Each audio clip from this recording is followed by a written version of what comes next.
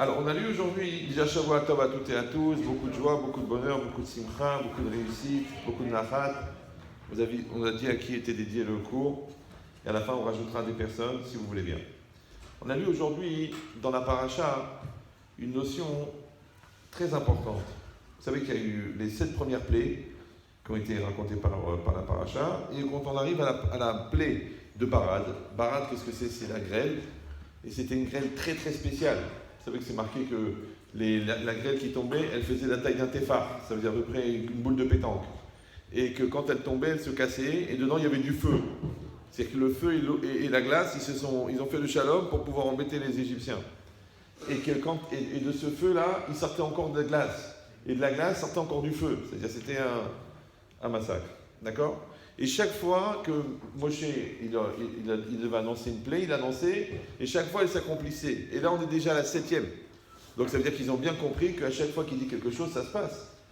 Et bien bizarrement, et là encore pire que Moshe Rabbeinu lui-même, il a prévenu Pharaon et ses serviteurs, il leur a dit attention, cette fois-ci il va y avoir la plaie de la grêle, qui est une plaie très forte, et je vous conseille de faire rentrer vos petits bétails et vos esclaves qui sont dans les champs, vos travailleurs qui sont dans les champs, parce que ça va être un massacre.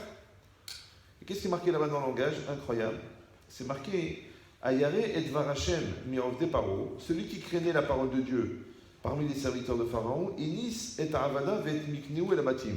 D'accord, il a obligé à ses serviteurs et son troupeau à rentrer dans la maison.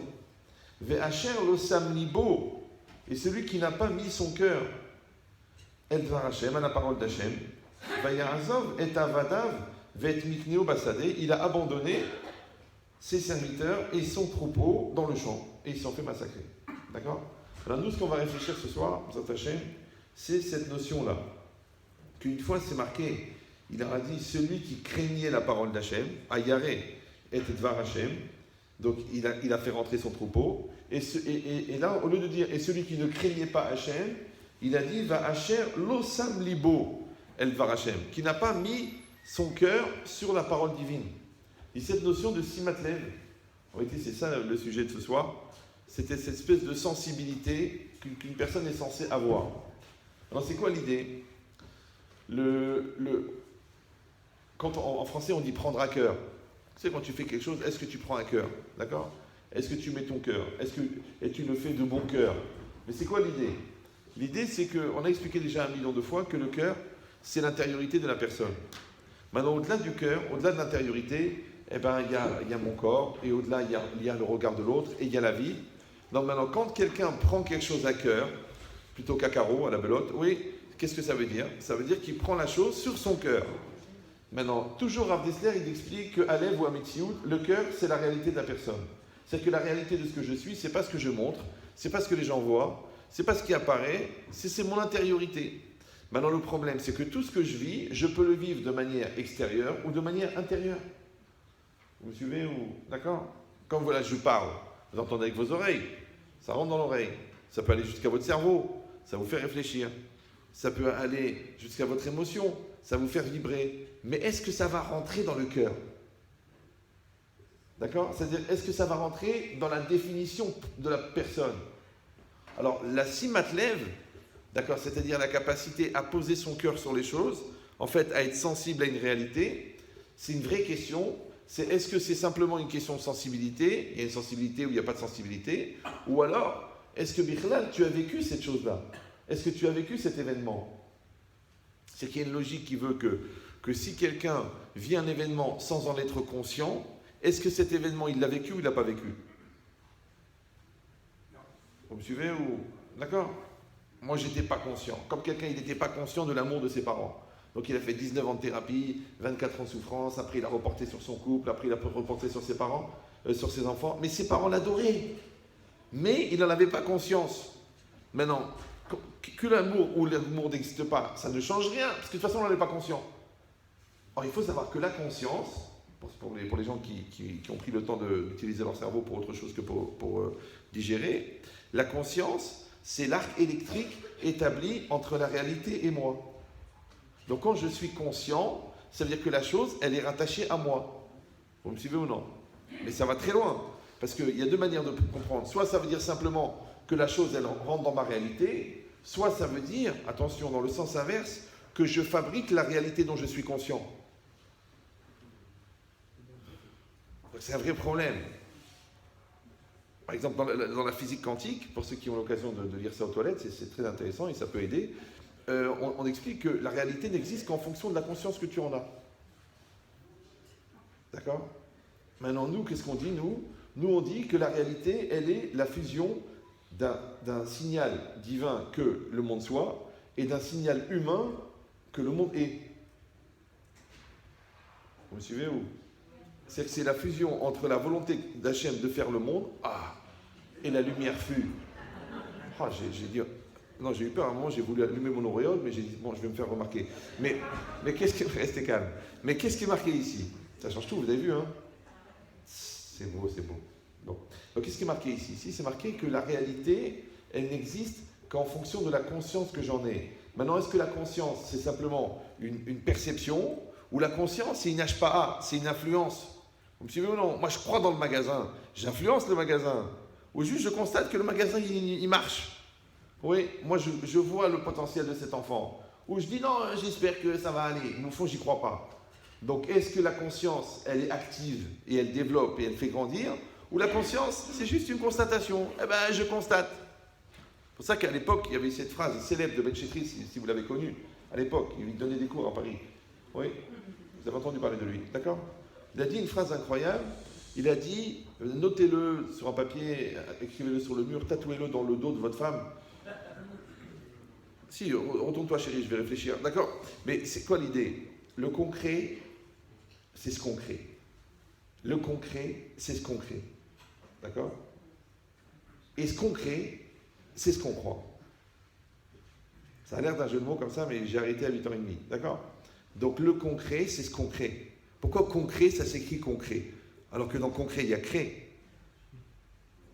Il y a aussi... Bon, mais le concret, c'est ce qu'on crée. Ne viens pas chez moi me dire pourquoi il n'y a pas la joie à la maison, pourquoi il n'y a pas le shalom entre nous, pourquoi les enfants... Tu l'as créé ou tu l'as pas créé? Tu l'as pas créé, il n'y en a pas. Ça, c'est un truc bizarre. C'est que les gens, moins ils sont religieux, plus ils croient au miracle. C'est un phénomène paranormal. Tu veux qu'il y ait une bonne ambiance à la maison, mets une bonne ambiance. Tu veux que le magasin il marche, eh ben arrange les rayons, appelle les clients, bouge-toi le derrière. Tu dis non, si Dieu veut, blinédaire. Mais attends, mais c'est entre tes mains. Ce que tu peux faire, c'est à toi de le faire. Donc le concret, c'est ce qu'on crée. C'est comme ça que ça devient concret, parce que tu l'as créé. C'est ça ce concret. Ça va? Mais ce qu'on crée, c'est ce qu'on croit. Pourquoi? Parce que la croyance, c'est quoi? C'est de s'investir dans ce qui ne se voit pas. C'est ça la Emouna. D'accord? Donc une chose que vous ne voyez pas, vous y croyez. Quand vous y croyez, elle peut se développer puisque vous y croyez. Donc tu crois à l'intelligence de cet enfant. Tu crois à l'amour de ta belle-mère. Ah, ça marche pas. D'accord? Donc tu crois à des choses qui ne se voient pas et tu t'investis. De la même manière, quand tu crois en Dieu, en fait, tu permets à Dieu d'intervenir dans ta vie. Puisque c'est ce qu'on croit. Donc quand tu ne crois pas, Dieu existe, il n'a pas besoin de toi pour exister, Dieu. Mais il ne peut pas intervenir dans ta vie. C'est comme les pessimistes. Par exemple, les pessimistes génèrent la rumba, génèrent le stress, génèrent la mauvaise ambiance. Mais ça marche, au Hachem, ça marche. Non, c'est vrai, non? Parce que les gens ils disent, oui, j'ai dit, mais tu vois bien que ça marche, ça fait des années que tu fais la gueule, et grâce à Dieu, ça marche. Maintenant, si ça marche quand tu fais la gueule, ça veut dire que ça doit marcher quand tu es positif. Parce que la négation, c'est la preuve du positif. Parce que les deux, c'est pareil. Même sur le thermomètre, il y a moins 12 et il y a plus 14. Il y a les 49 degrés de Touma et les 49 degrés de Kedusha. Il y a toujours le plus et le moins. Donc, puisque tu as choisi le moins, la preuve, ça marche. Toi, tu penses que tu es nul, que tu n'arriveras jamais et tu te plantes à l'école et grâce à Dieu, tu as une régularité dans ta nullité, mais c'est presque une nullité parfaite. Tu as une perpétuité, une pérennité dans ta nullité, mais tu dis, mais bien, Nara, mais tu atteins la perfection dans l'erreur. Ou le contraire, tu dis non, je vais réussir, je vais me donner les moyens, je vais me battre, je vais me donner, je vais faire, et grâce à Dieu, ça marche. Vous me suivez ou non? Je parle des choses qui dépendent de toi, parce que là, vous êtes en train de penser, oui, mais quand ça vient de l'autre. Mais vous pensez trop fort. Arrêtez de vous occuper des autres, occupez de vous. Est-ce que je peux shampoiner quelqu'un qui n'est pas devant moi? Donc je vous fais le shampoing perso. Donc ne dites pas, dommage que l'autre il n'est pas là. Parce que s'il n'est pas là, c'est son mazal, tant pis pour lui. Et s'il est là, il entend la même chose que vous. Donc arrêtez de penser que c'est un handicapé. Puisqu'en le pensant, vous le croyez, quand vous le croyez, vous le créez. Ça va? Donc je ne peux pas dire ma femme est une hamara dans ma tête et après je dis oh, elle ne comprend rien. Mais tu penses qu'elle est hamara. C'est-à-dire qu'à la limite, si elle n'était pas hamara, elle t'aurait déçu. Puisque tu étais convaincu du contraire. Donc toi, tu dois aimer la personne pour ce qu'elle est et tu dois l'aimer aussi pour ce qu'elle peut être. Donc tu aimes son potentiel. Or, aimer le potentiel, puisque le potentiel ne se voit pas, ça s'appelle la croyance. Maintenant, s'investir dans ce qu'on ne se voit pas, dans ce qui ne se voit pas, ça s'appelle la émouna. Toute notre vie, on est des béné ma'aminim, béné ma'aminim. Tu mets des téphilines, tu connais l'impact des téphilines? Non, tu as étudié la Kabbalah, tu as fréquenté Baba Salé? Non, alors tu mets des téphilines et tu as la émouna que les téphilines, ils ont un impact. Et tu as la émouna que la mezouza, elle te protège. Et tu as la émouna que le mikvé, il amène de ta pureté dans ta maison. Et tu as la émouna qu'en étant pudique, tu donnes une dimension spirituelle à ta vie. C'est ça la émouna. Alors si tu dis oui, c'est pas évident, ou c'est marqué, j'y crois pas vraiment, j'ai besoin de voir pour croire, tu es sceptique, c'est vrai, tu as raison, c'est bien, ça s'appelle l'esprit scientifique, c'est pour ça qu'on prend des antiseptiques à cause de ça. Pour les sceptiques. Le problème c'est que la scepticité, ouais, c'est aussi une épidémie. Je ne sais pas si vous comprenez. La personne, elle meurt par scepticité. Parce que le microbe, il démarre de la jambe, il remonte au cœur et le gars, il est mort. Donc il est mort de pessimisme. Ce qu'on appelle le pessimisme. Parce que les réalistes sont pessimistes et les idéalistes sont optimistes. Tu me dis, oui, mais il faut être pragmatique, il faut voir la réalité telle qu'elle est. Mais elle n'est pas intéressante, la réalité. Quel dommage que tu n'es pas mort hier. Ce qui est intéressant, c'est le futur. Mais le futur, encore une fois, pour qu'il existe, il faut y croire. Maintenant, quand tu vas y croire, qu'est-ce qui va se passer? Il va y avoir un lien entre la réalité et toi, ça s'appelle la conscience, et la réalité et ce qui ne se voit pas, ça s'appelle la croyance. Vous êtes toujours avec moi? Maintenant, si on dit que ça marche dans les deux sens, ça veut dire qu'en même temps que moi, je suis conscient d'une réalité, en même temps, je la crée en même temps.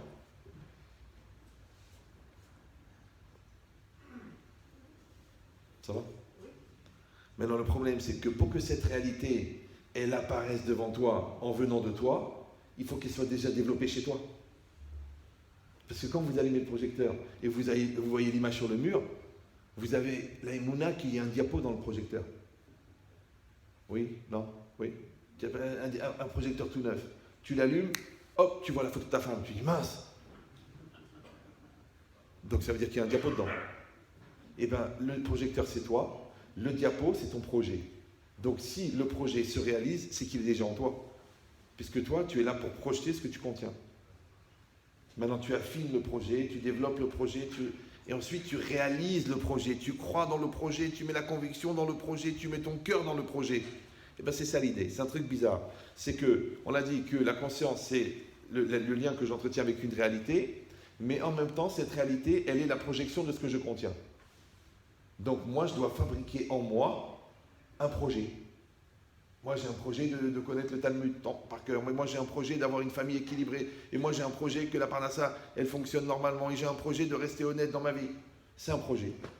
Si tu n'as pas de projet, c'est-à-dire que tu n'as pas d'ambition, tu n'as pas de projection, après, ne n'étonne pas qu'il t'arrive rien. Parce que les gens, ils attendent. Ils sont là, ils croient que la vie, c'est comme un cinéma. Ils attendent qu'il y ait un truc sur l'écran. Mais l'écran, ça n'est que la projection de ce que tu es. Alors, fais ton travail à toi. Réfléchis. Qu'est-ce que tu veux? C'est ça la vraie question. Qu'est-ce que tu veux? Tu veux quoi? Les gens disent, je ne sais pas ce que je veux. Ouais, il y a plein de gens qui font plein de trucs dans l'espoir de se surprendre à savoir ce qu'ils veulent. Quand tu vois des gens comme ça, ils ouvrent une pizzeria, après, paf, ils commencent première année de pharmacie, après, ils vendent des t-shirts à Miami, après, ils se lancent dans l'immobilier, après, tu dis, tu peux arrêter d'être une balle perdue dans un champ de bataille qui n'a plus de combat depuis des années. Ce que tu fais, pose-toi, dis-moi ce que tu veux. Tu veux le shalom avec ta femme, alors arrête de l'insulter. Tu veux que ton enfant ait confiance en lui, alors arrête de lui dire qu'il est nul. Tu veux que le business marche, alors arrête de renvoyer les clients. et de faire un travail pourri.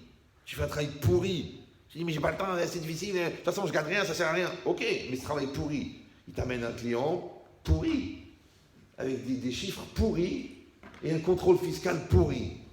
Tu aurais dû te lancer dans le pourri parce que tu es vraiment un très bon producteur, oui. Mais c'est toi, tu décides. Tu travailles bien, tu fais une bonne prestation, le client il est content, il te recommande un deuxième, un troisième, un cinquième, un sixième, la bracha. C'est normal, c'est la vie. Donc cette logique-là, c'est quoi? C'est que c'est toi qui crée ta réalité en temps réel. Le problème, encore une fois, pour que cette réalité, elle soit projetée à l'extérieur, il faut déjà qu'elle soit rentrée à l'intérieur. On appelle en français « aller au bout de ses rêves ». En français, on dit « réaliser ses rêves ». Mais ton rêve, à l'intérieur, il est clair. Il est fort, il est puissant. Il est filmé en 42 millions de pixels. Il est net. Mais s'il est flou, parce que tu dis « ah, pourquoi pas, ça serait super, ça me ferait plaisir, pourvu que ça arrive ». Un vœu pieux, on appelle ça un vœu pieux. C'est-à-dire que tu te plantes comme un pieu, ça ne bouge plus parce que tu as fait un vœu. Non, tu dis non, je veux, on va y arriver chérie, on va le faire, on va l'acheter cette maison. On va trouver le chidour, on va faire les choses, on va faire. Ouais. Et ça s'appelle le lève. Ça s'appelle ton cœur. Ça s'appelle ton intériorité. Maintenant, à toi de décider, est-ce qu'à l'intérieur, il y a une vague idée, il y a un projet, il y a une idée, il y a un souhait, il y a une volonté, ou il y a une achlata, il y a une décision.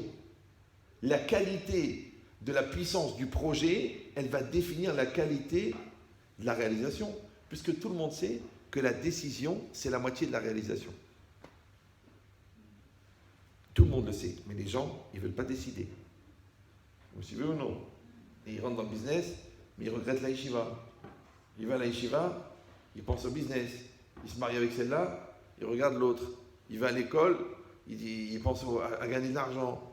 Après, il est sorti de l'école, il dit dommage que je n'ai pas fait des études.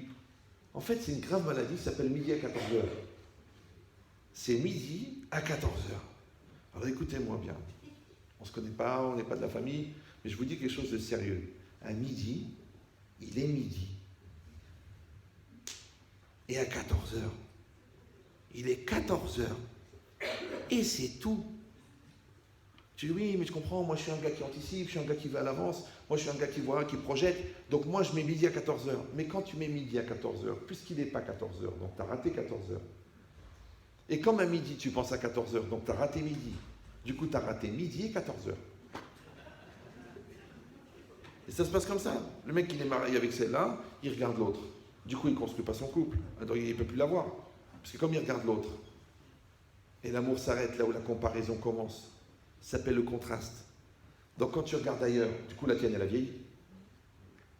Surtout si tu regardes des magazines spécialisés ou là des sites internet spécialisés en anatomie. Mais HBM, tu sais pas que les photos elles sont retouchées. T'es mal ou quoi? Et en plus celle-là tu crois que tu peux la regarder, mais tu crois que toi elle t'aurait regardé avec ta tête d'Orma. Alors laisse tomber, ça c'est halom tov, halom shalom, celle-là tu l'oublies. Par contre celle-là elle est là, elle est disponible, elle t'aime, elle s'investit, elle t'a fait 6 enfants. Regarde-la, elle. Non, tu regardes ailleurs. L'herbe est plus verte ailleurs. C'est pour ça que tu commences par la regarder, l'herbe, et un jour tu commences à la fumer. Il n'y a pas de bœuf. Vous comprenez cette logique-là? Pourquoi? Parce que tu as fait cette erreur de ne pas être dans ta réalité. Et c'est pareil, tu te plains, tu es au travail, tu te plains, ouais, on est marre, il me stresse, il y a des horaires, et puis on me demande trop. Et maintenant que tu es au chômage, qu'est-ce que tu fais? Ah, comme je regrette. Tu as un boulot. Aime ton boulot, investis dans ton boulot. Tu veux gagner plus, eh ben, travaille plus. Tu veux changer de poste, change de poste. Tu veux changer de boîte, change de boîte. Mais ne dis pas, tu restes dans le travail et tu te plains. Vous savez ou non? Les gens, ils restent mariés, mais ils font la gueule. Ils ont des enfants. Tu sais qu'on ne peut pas divorcer de ses enfants. Tu ne peux pas écrire un papier, par la présente, je me sépare de toi, à tout jamais. C'est ton fils. Donc, accepte-le, apprends à le connaître et aime-le. Je ne peux pas l'aimer, il a toute la tête de ma belle-mère. Oui, mais ça, c'est un guilgoul, tu ne peux rien faire. Donc, ça veut dire quoi? Ça veut dire que le bon Dieu, il t'a envoyé cet enfant-là. Mais il y en a une épreuve dans l'enfant. Il y a une épreuve, il est sensible. Celui-là, il est têtu. Celui-là, il ne comprend pas. Mais c'est ton épreuve. Et tu vas dire, eh ben, pourquoi je suis obligé d'accepter? Parce que d'où est-ce que ça vient, ces problèmes à lui? Ça vient chez toi. Ça s'appelle l'héritage génétique.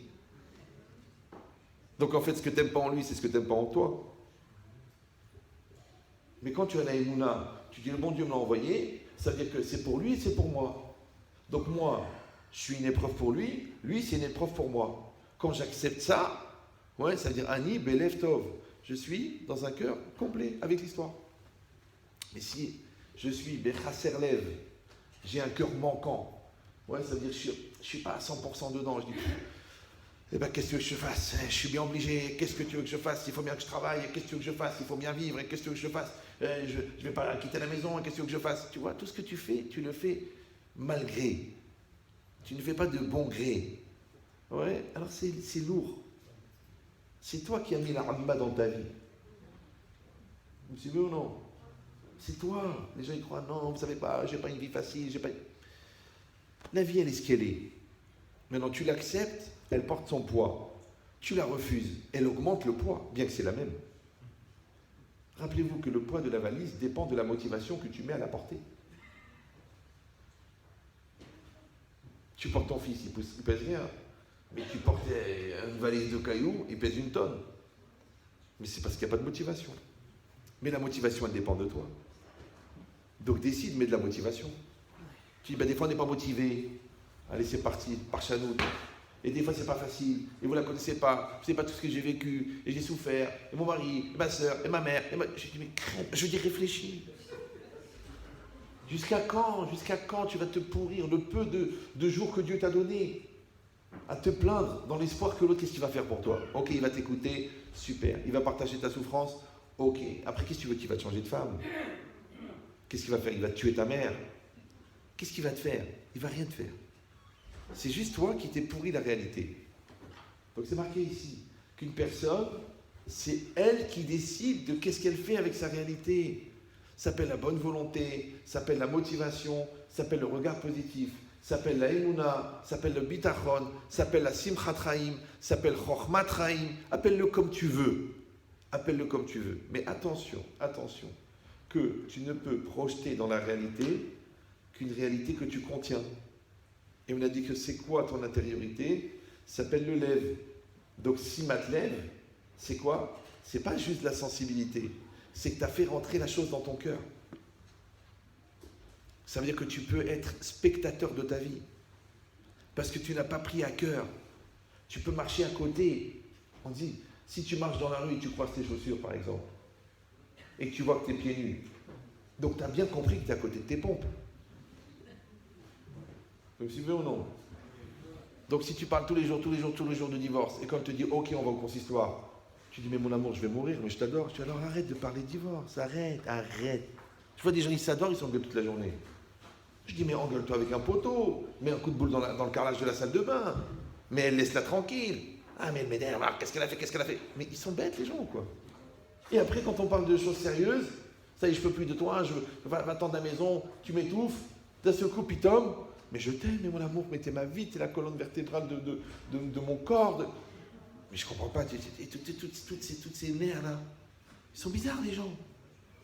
Mais c'est très simple, encore une fois, pourquoi? Parce que tout cet amour-là qu'ils ont, il ne ressort qu'au moment de la catastrophe.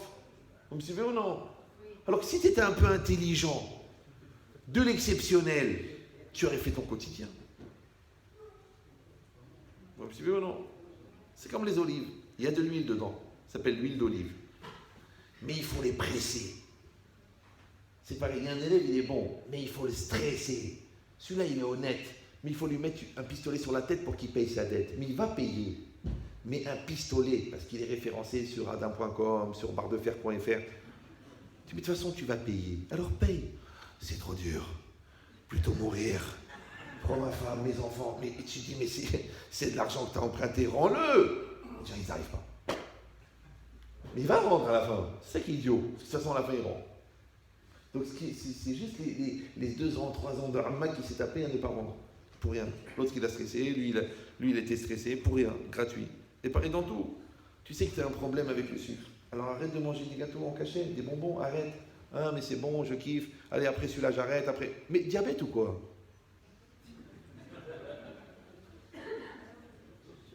Mais même si tu te fixes une ligne et que tu la prends à ton insu, ce qu'on appelle l'insuline, tu ne vas pas t'en sortir. Tout ça pourquoi? Parce que tu voulais trop de sucre dans ta vie. Mais quand il y a trop de sucre, il y avait trop de matérialité. Et quand il y a trop de matérialité, ça remet en cause l'équilibre du foie. Et le foie, c'est la foi. Donc ton diabète, c'est que tu veux plus de matérialité que ta foi peut en supporter. C'est pour ça que tu es obligé de prendre l'insuline. Mais si tu disais, écoute, moi, je gagne tant, je dépense tant. Moi, j'ai une femme qui a certains besoins. Je lui donne ce qu'elle a besoin. Moi, j'aime une vie de cette manière. Je fais ce que je peux, je fais de cette manière. Et ça va aller, ça va aller. Mais quand tu veux voir plus haut ou tu veux voir plus bas, que tu penses que tu es le meilleur de tous ou que tu penses que tu es le pire, dans les deux cas, tu vas prendre sur le foie. Et le foie, il va se dérégler. Et quand le foie ne joue plus sa fonction, tu es obligé de compenser chimiquement, d'accord, avec des sorties, avec des bêtises, avec des vitamines illégales, avec des aventures, simplement parce que tu n'as pas eu la foi de comprendre que ton sucre, c'est ta femme, ton sucre, c'est ton mari, ton sucre, c'est tes enfants, ton sucre, c'est ta Torah. Tu te dis, non, ça ne m'intéresse pas. Du coup, tu as pris un autre sucre. Mais ce sucre-là, il est nocif, il est dangereux. Il t'a détruit le foie. La preuve, tu n'as plus la foi. Alors maintenant, tu te fixes une ligne. Je te dis qu'on t'a obligé à prendre à ton insu pour régler tes problèmes de foi. Mais remets-toi dans tes chaussures, repose-toi, c'est ça la teshuva. Remets-toi bien, qu'est-ce que je fais ici, qu'est-ce que je suis, qu'est-ce que je veux, qu'est-ce que je crois. Et ça, tout ça, c'est ce qui s'inscrit dans ton cœur. Mais encore une fois, ça va s'inscrire dans ton cœur parce que tu l'as pris à cœur. Comme des enfants, ils sont à l'école, tu leur répètes, travaille, fais tes devoirs, oublie ton cahier de texte, révise, va voir l'interro, on arrive au 3e trimestre, ils vont te renvoyer de l'école. Et l'autre, coma. What, le coma. Coma. C'est bizarre, non? Et quand il est renvoyé d'école, papa, cette année, je vais travailler, ça allait, viens, on va voir le directeur, je vais me battre, je ne veux pas aller dans une autre école. Et toute la vie, c'est pareil. Le gars, il voit son couple qui pourrit, jusqu'à qui pourrit.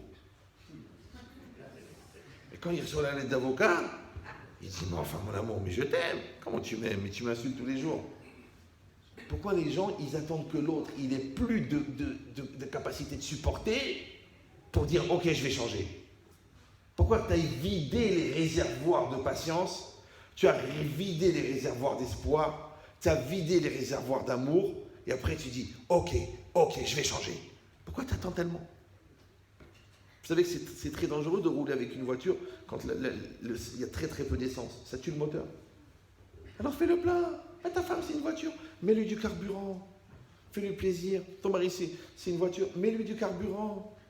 J'ai dit plusieurs fois, mais les gens ils croient que c'est une blague. Et bien, il m'a dit, pourquoi une femme, ça coûte tellement cher? Je dis, c'est le prix du sourire. Tu veux la gueule, c'est gratuit. Tu la gardes, tu l'emmènes sur la Côte d'Azur, tu lui achètes des robes, tu le fais. Elle t'adore, elle sourit, quel mari, quel bonheur. Tu fais le radin. Et elle t'aime plus. Tu dis, mais c'est pas normal, ça veut dire quoi? Il faut acheter l'amour. Il ne faut pas acheter l'amour. Il faut juste donner à l'autre l'impression que ton amour, il est réel. Mais si tu offres un bracelet en diamant à ta mère et un Swarovski à ta femme, alors qu'elle vient d'accoucher pour la 9e fois, elle peut poser des questions. Et ton mari, c'est pareil. Qu'est-ce qu'il veut, lui? Il veut un sourire quand il arrive, un plat chaud, un repas, et de temps en temps, un peu d'aventure. Donne-lui. Non, il ne mérite pas. Mais tu es folle ou quoi? Mais c'est la vie, ça. Eh ben, je veux plus, ça m'intéresse plus, j'ai plus le goût, je veux plus. Ça m'écoeure. Mais attention, là.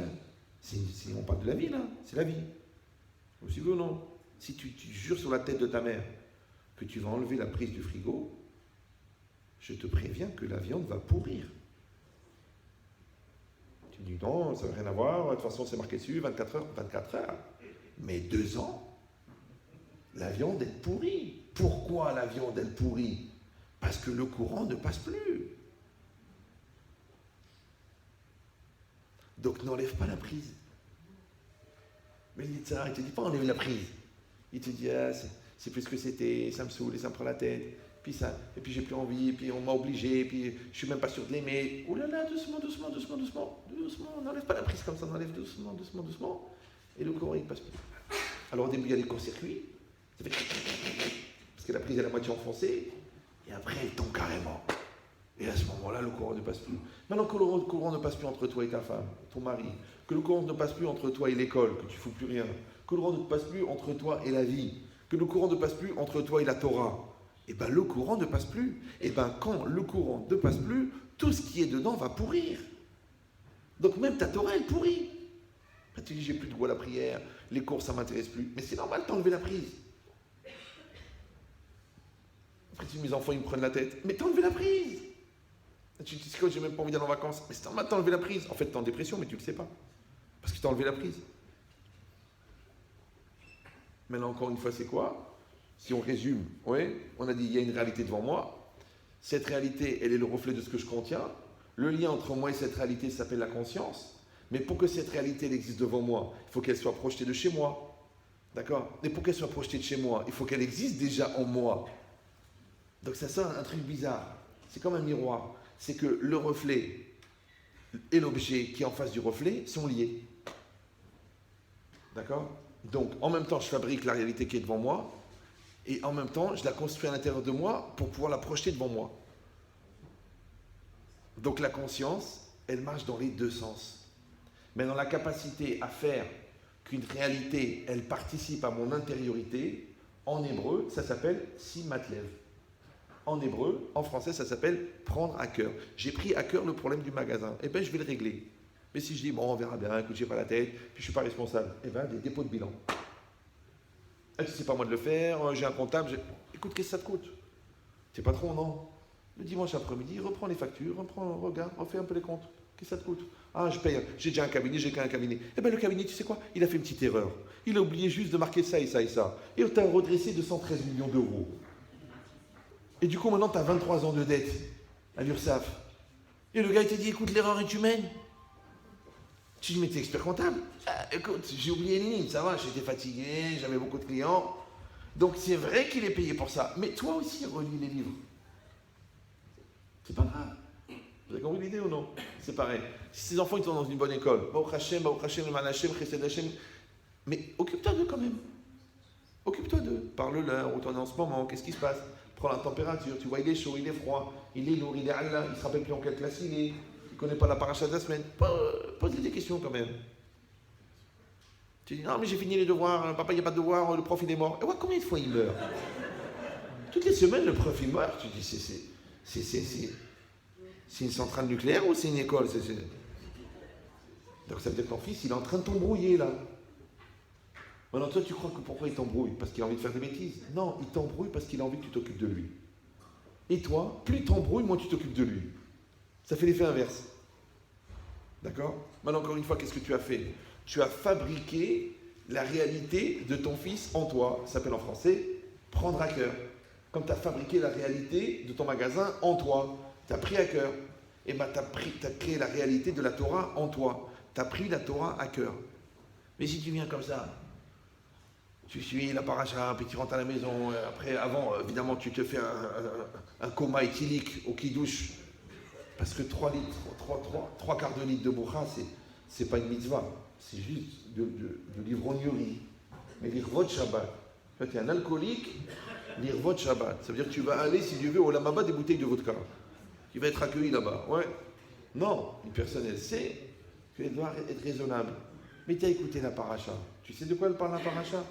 Tu sais pas. Ça te coûte pendant la semaine de prendre un fromage en français, de lire un peu de quoi ça parle, et après quand tu écoutes la paracha, d'attraper le chidouche. Aïe aïe aïe, tu te rends compte, il a dit oui.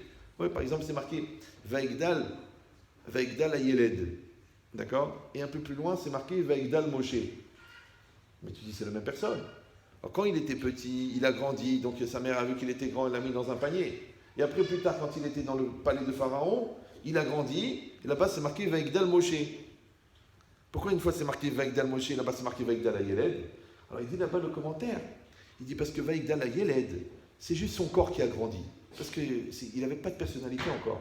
Alors que là, Vaigdal Moshe, c'est-à-dire que le Moshe qui était dans ce Yeled, il a grandi. Vous me suivez ou... Voilà. Ça, c'est un petit ridouche. C'est un petit diamant de la paracha. C'est un petit diamant. Mais comme toi, tu étais en train de dormir à moitié, ou tu parlais avec ton copain, où est-ce qu'il a acheté? Il a acheté sa Mercedes. Donc tu as raté la paracha. La prière, tu n'arrives pas à te concentrer, tu ne comprends pas la traduction. Tu as raté la prière. Après, tu rentres à la maison, tu es fatigué, vendredi soir, tu tombes dans le coma. Tu as raté le repas de vendredi soir. Shabbat à midi, tu es à moitié déchiré de la daf. Tu rates le repas. Après, tu passes la sieste dans le coma. Après, tu sors comme ça, ta femme te dit vite, Micha, tu arrives là-bas. Après, tu dis pourquoi les enfants ne restent pas à table? Mais ils vont rester à table pour un Shabbat de merde. Pourquoi ils vont rester à ce Shabbat-là? Il y a des chants dans ce Shabbat. Il y a des livrets Torah dans ce Shabbat. Il y a le Simcha dans ce Shabbat. Il y a des discussions dans ce Shabbat. Il y a des échanges à table. On s'assoit sur le canapé. On va se promener avec un des enfants pour parler de la vie, pour lui raconter, pour tout. Tu as fait quelque chose? Rien. Tu dis, mais je suis fatigué de la semaine. Mais tu travailles pourquoi? Pour avoir une famille de cinglés. Pour te réveiller à 5 ans et dire c'est pas possible, celui-là il divorce sa femme, celui-là il est à moitié cinglé, celui-là il est schizophrène, celui-là il est bipolaire. Mais dis-moi, ils étaient chez toi avant. Pendant toutes ces semaines-là, ils étaient chez toi. Pendant tous ces Shabbats, ils étaient chez toi. Donc le produit, il était là. Alors travaille le produit. Ah, j'ai pas la tête, je suis fatigué, je suis pas psychologue, et à quoi ça sert? Et de toute façon, c'est Mina Shamaïm, mais il est là devant toi. S'il est mort, tu peux dire le pauvre. Mais s'il est vivant, vas-y, occupe-toi. Donc tu sais pourquoi tu t'es pas occupé? Non, c'est pas la peine de baratiner. Tu t'es pas occupé parce que l'osam t'alève. Vous avez compris ou non? Tu n'as pas mis ton cœur, tu n'as pas mis ta tête. Moi, mon père, il était tailleur, un très bon tailleur, d'accord? C'est-à-dire qu'il voyait la personne comme ça, il coupait la jupe. Sans mesure, ça aurait été un tueur. Et un jour, moi j'achetais des pantalons, à l'époque c'était la mode, les jeans Lee, là, vous vous rappelez, en coton. Ouais. Et un jour j'étais au marché de la Ligre, pour ceux qui connaissent les territoires, et j'étais là-bas, et je vois le tissu 5 francs. 5 francs le mètre. J'ai acheté 1,50 m, j'étais content, 7 francs 50. Et le jean à l'époque il coûtait 100 francs. Le jean Lee, ou la Levi's, en coton. J'ai dit, papa, apprends-moi à faire des pantalons. Pourquoi je vais pleurer 2 ans pour avoir un pantalon? J'achète 7,50 €, t'as là que je le monte le truc. Il dit, ok mon fils, viens. Ahnin, il me vient. Il avait la table, il a posé le tissu, il commence à m'expliquer. Il me dit, voilà mon fils, toi tu es jeune, donc je te pose, il y a un patron, on a pris la taille, il commence et moi j'étais regardé comme ça, je regarde maman, je regarde dehors, je regarde par la fenêtre. Là il me dit, écoute mon fils, tu sais quoi, va t'amuser, va jouer au foot, moi je vais te faire le pantalon. Mais pourquoi papa? Il m'a dit, t'as pas mis ton cœur. Confirmation. Ouais? Vous avez compris ou non? T'as pas mis ton cœur. Donc tu vas rien retenir. Tu vas rien comprendre. Et c'est même, ça va te saouler. Donc ça veut dire quoi? Ça veut dire que quand je mets pas le cœur dans quelque chose, la chose, elle rentre pas chez moi. Mais non, moi j'ai pas mis mon cœur pour fabriquer un pantalon. Ok, ouais. Mais celui qui va pas mettre son cœur dans ses études, celui qui ne va pas mettre son cœur dans son travail, celui qui ne va pas mettre son cœur dans sa Torah, celui qui ne va pas mettre son cœur dans son couple, celui qui ne va pas mettre son cœur dans ses enfants, c'est pas un pantalon qui va rater. C'est ça le problème. Oui, c'est ça le problème. Alors les gens ils disent oui, mais on n'est pas, c'est pas évident, on n'est pas tous des intellectuels. Mais quel rapport avec l'intellect? Il y a des gens très simples. Le mec il est cordonnier, quand il est en train de faire sa chaussure, il fait sa chaussure. Tu viens, tu lui dis, ah tiens, en fait, t'as entendu, ta belle-sœur, elle est... Ah non. Archav, maintenant je travaille. Laisse-moi tranquille, je travaille, je vais écouter de rien. Je travaille. Le mec, il n'est pas Talmid Chacham, il n'est pas un intellectuel, il n'est pas un ingénieur chimiste, il est cordonnier, il est dit, maintenant je travaille, il est concentré, il fait son travail. Il est coulo, col coulo, mais moi je sais où c'est. Maintenant toi, tu es chirurgien spécialisé en cardiologie pédiatrique. C'est un gros truc. Tu ne peux pas répondre au téléphone quand tu es en train de soigner le cœur d'un bébé qui fait 4 cm sur 4 cm. Et tu es à fond dedans. Ouais. Et bien toute la vie, c'est ça. La vie d'apprendre à être Bessimatlev. D'apprendre à être à 100% dans ce que tu fais. Parce que ça, la force du Yetzer Hara, c'est ça. C'est que tu vis en fin de compte en spectateur. Tu survoles ta vie, tu survoles ton couple, tu survoles la Torah, tu survoles tes midotes, tu survoles le travail sur toi, mais tu ne survoles pas ta dépression. Parce que tout le travail que tu n'as pas fait, il te revient en pleine tronche comme ça. Après, tu as 50 ans, tu dis, attends, j'ai raté ça. Et là, tu deviens fou. Et c'est bizarre que tu n'as pas pris à cœur ce qui aurait pu te sauver de la dépression, mais tu as pris à cœur ce qui te détruit moralement. Et comme tu l'as pris à cœur, ça marche. Vous me suivez ou non? Comme les gens qui sont très, très, très conscients de leur souffrance, mais qui sont inconscients de la souffrance des autres. Ils sont très, très conscients que l'argent, ils le doivent, mais ils sont complètement inconscients qu'ils doivent le rendre. Mais qu'est-ce que tu es en train de faire en vérité? Tu ne vis pas ta vie. C'est ce qui est marqué ici. Oui? Parce que, on a dit, Moshe, il a prévenu, il a dit, attention, on va envoyer la grêle. Attention, ça va tout détruire. Attention, rentrez votre bétail et rentrez vos serviteurs. Ok, ils n'ont pas rentré. Ok. Mais il y a une autre question. C'est pourquoi les serviteurs eux-mêmes ne sont pas rentrés. Ok, mon patron, il est fou, il me dit, va travailler au champ. Mais Moshe, il a dit qu'elle va tomber la grêle. Moi, je ne travaille pas. Je ne sais pas si vous comprenez. C'est le niveau d'inconscience que les gens, ils voient qu'ils vont dans le mur et ils continuent à s'entêter. Le jour, j'étais au téléphone avec un monsieur qui faisait des très, très grosses bêtises dans son couple. Je lui ai dit, écoute, arrête de dire ça, arrête de dire ça. Mais il dit, non, tu ne me comprends pas, tu ne m'écoutes pas, tu n'as pas confiance en moi, je la connais mieux que toi. Je lui ai dit, écoute, tous les défauts que tu me parles sur elle, c'est les tiens. Tu me dis qu'elle est obstinée, tu n'arrêtes pas de répéter. Tu me dis qu'elle est folle, mais toi, tu te conduis de manière irrationnelle. Tu me dis qu'elle te dit jamais que tu l'aimes, mais toi, tu reconnais, tu ne dis jamais que tu l'aimes.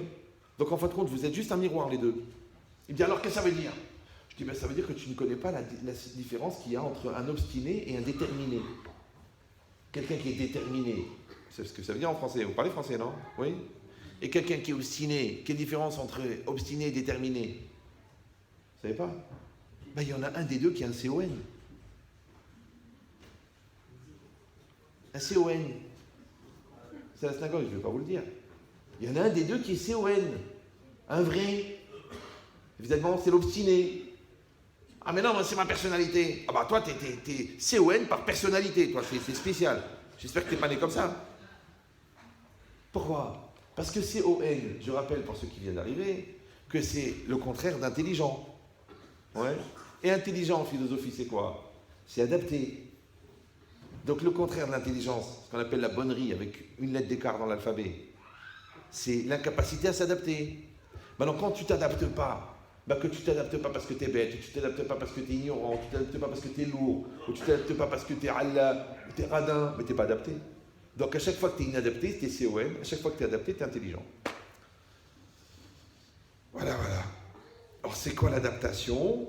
C'est que la réalité qui est devant toi, elle est la même que celle qui est en toi. Mais pour que celle-là soit la même que celle-là, il faut que tu aies pris à cœur. Sinon, je te dis, tu peux être spectateur de ta vie. C'est comme si tu es enfermé dans une boîte en plastique plexiglas et avec du scotch sur la bouche et toute ta vie elle passe et toi tu fais comme quand tu fais une Birkat Amazon et tu vois que le petit frère il est en train de jouer à D'Artagnan avec l'autre, il veut lui enfoncer l'aiguille à tricoter.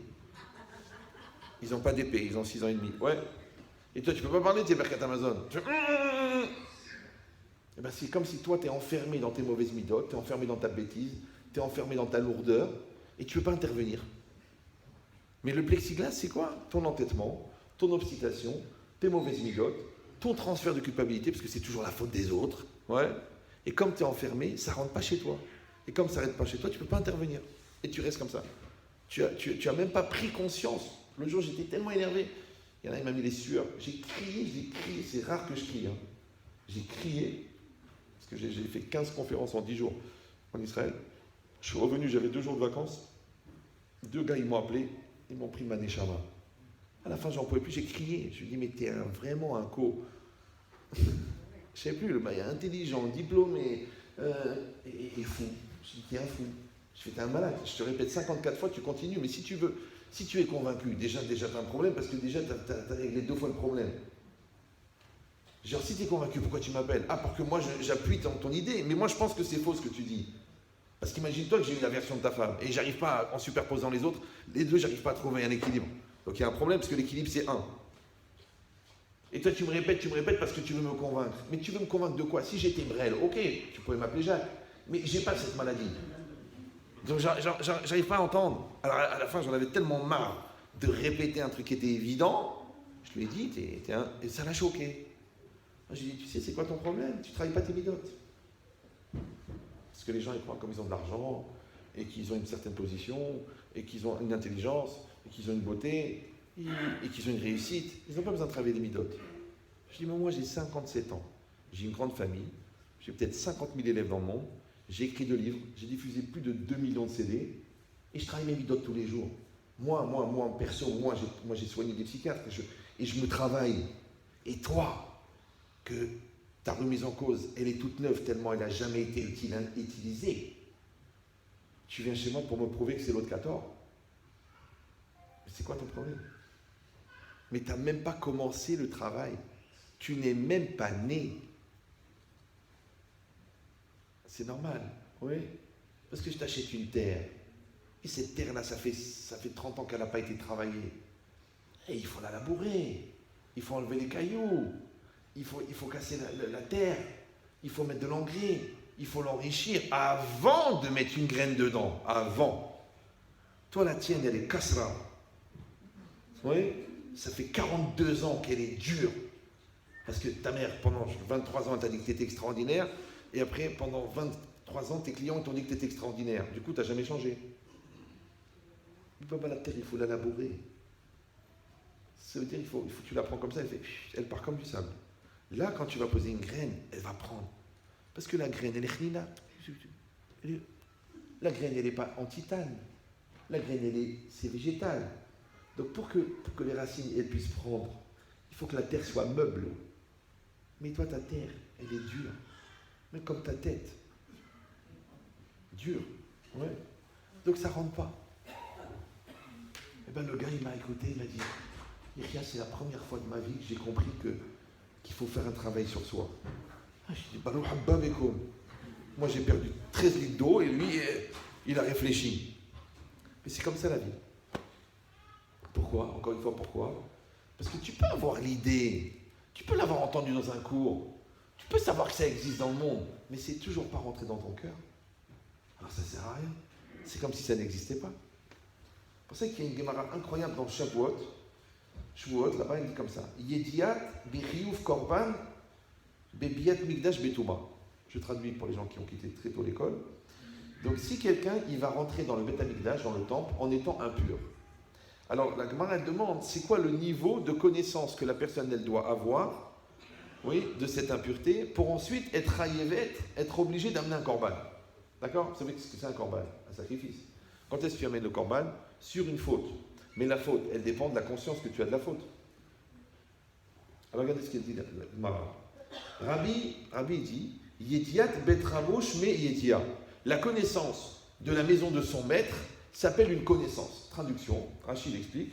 Yediat bet Rabo, la connaissance de la maison de son maître, c'est ce qu'il a appris à l'école. Chez Lamad be bet Rabo, parce qu'il a appris à l'école, ouais, il a appris au Cheder, il a appris à l'Yeshiva. Chez Anogea Betuma, Tamé. Quelqu'un, il a appris, il sait que celui qui touche à quelque chose d'impur devient impur.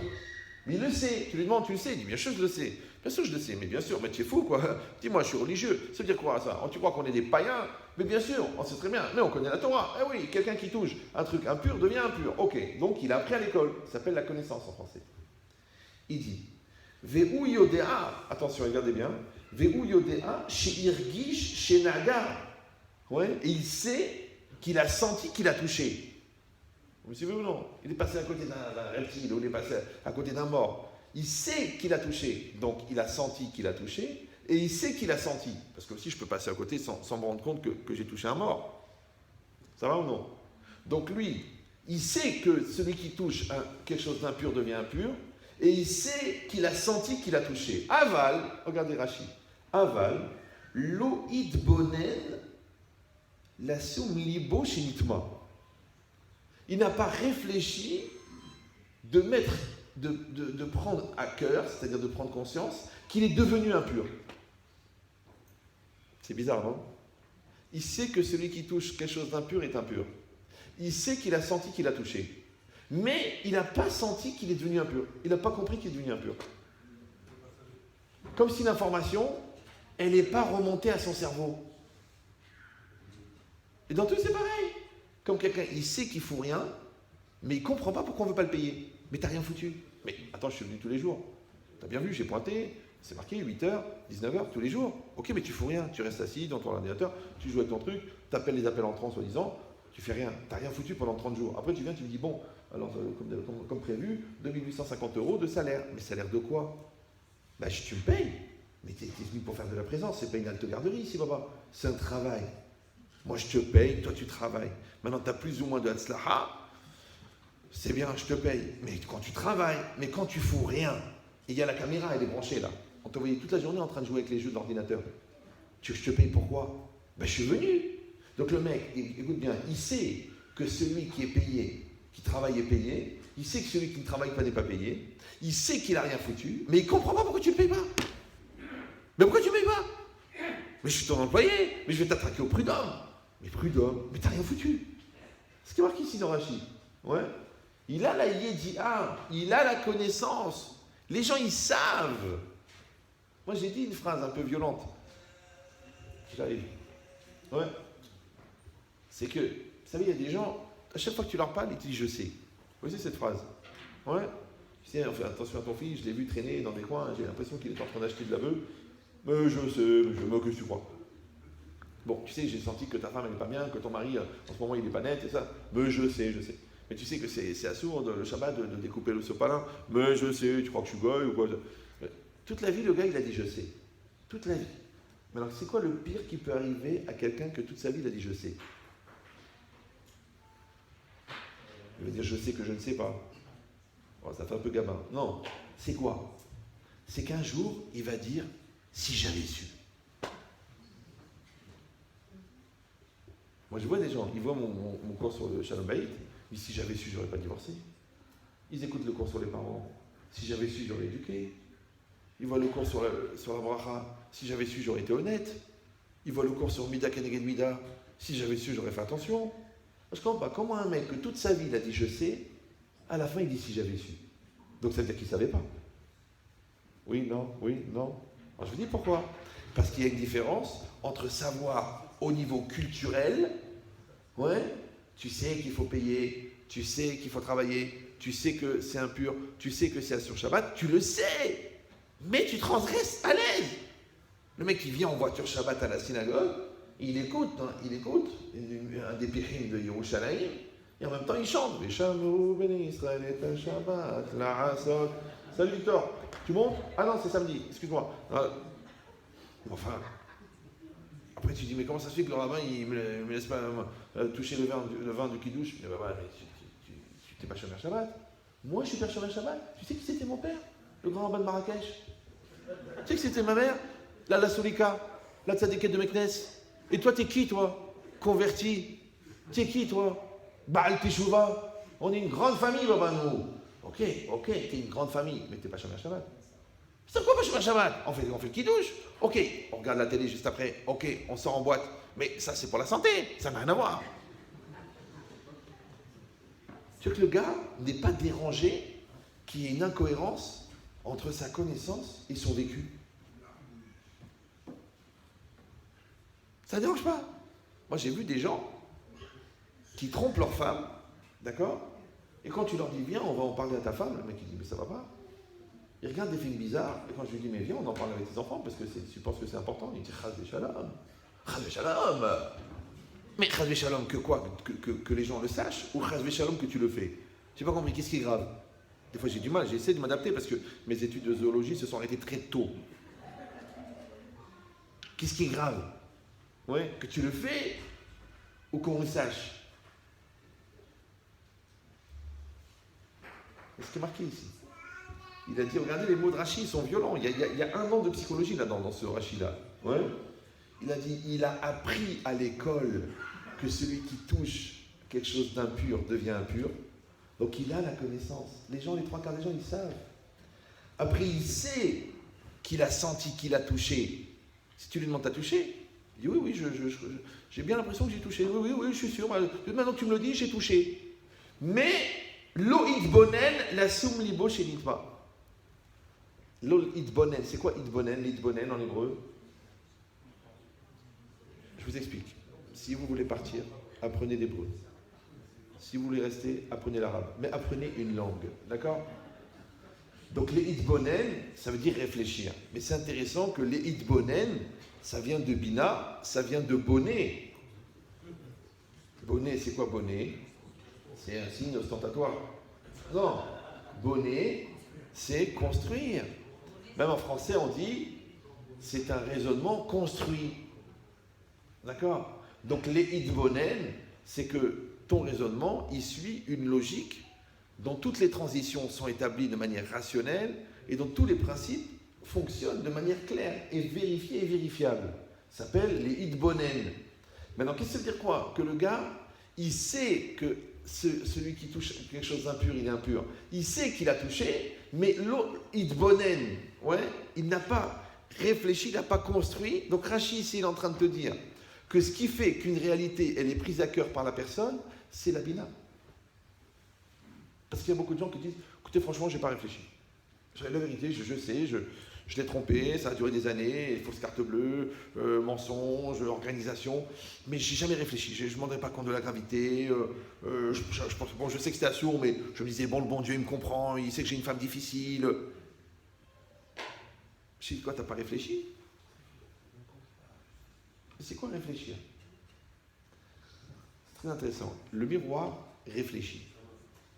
Toute la journée, il doit avoir un mal de tête de fou. Et l'homme réfléchit.